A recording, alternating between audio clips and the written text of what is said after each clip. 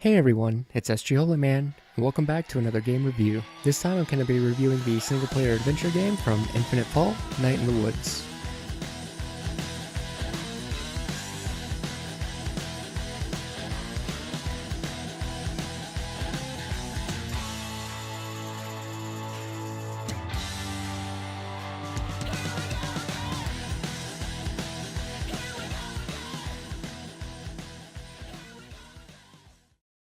Night in the Woods is a very narrative-driven game. You start as a cat named May, who's 20 years old and has recently dropped out of college, and you return to your hometown of Possum Springs, which is an old mining town that has recently fallen on hard times due to outside circumstances.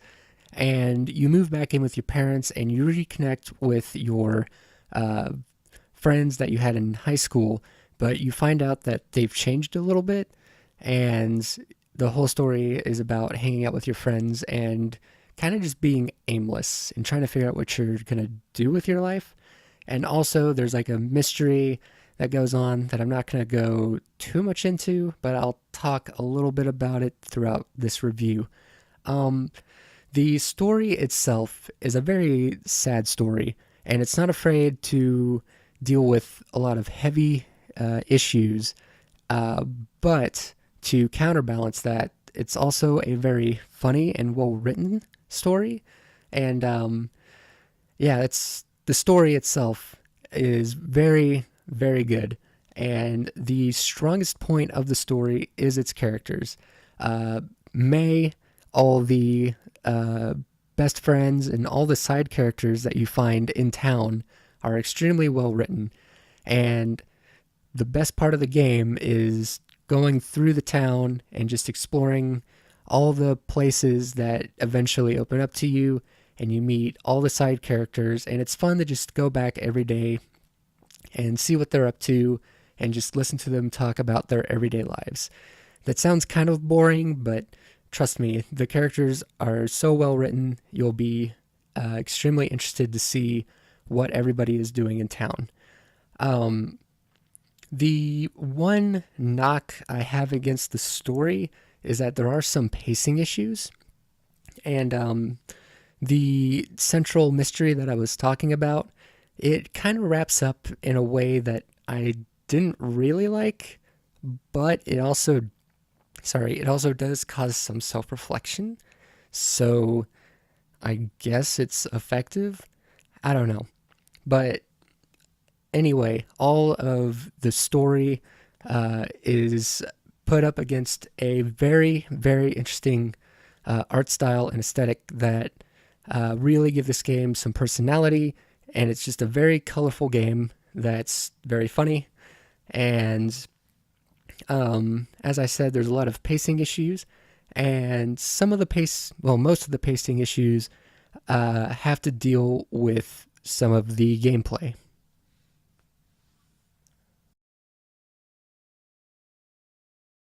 So the main part of the game is walking and talking, and you walk at a fine pace. And since you're a cat, you're more mobile than a lot of the other animals. So you can jump on things and walk along power lines and just get to places in the town that you normally wouldn't get to. And all this is fine, but I couldn't find a sprint button. And I think a lot of the pacing issues in the game would have been fixed with a sprint button because, like I said, it's fun to just talk to everybody and to see how their story is progressing as you go through every day.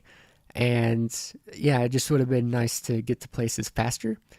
Um, the dialogue system is actually pretty good, and it felt dynamic. And the choices you make, I felt really did affect the story. I don't know how much, like I said, with that ending, it might have been different if I made different choices. I'm not entirely sure though.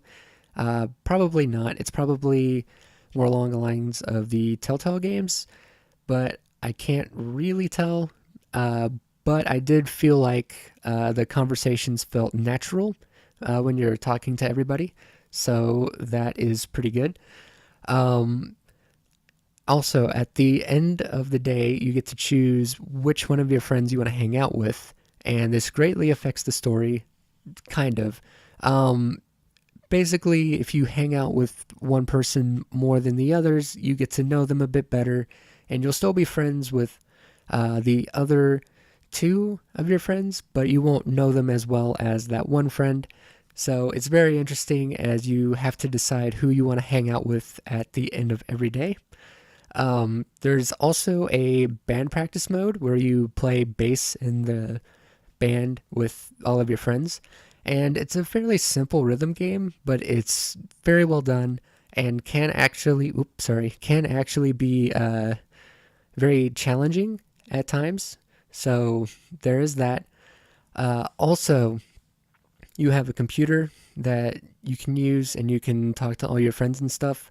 And there is a game on the computer. Uh, I only played it for a minute, but it seemed really good. So if you want to actually put some time into it, you can.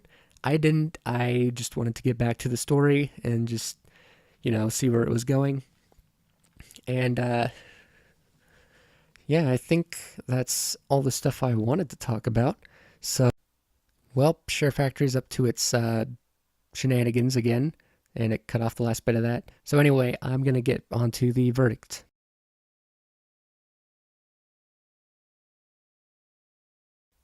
Night in the Woods is a great game.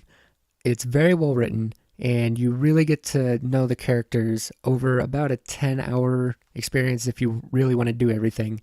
And the great characters and all the little moments that you spend with them really help move the overall story along, which, as I said, deals with a lot of heavy issues, but is also balanced by the fact that it's very funny at times.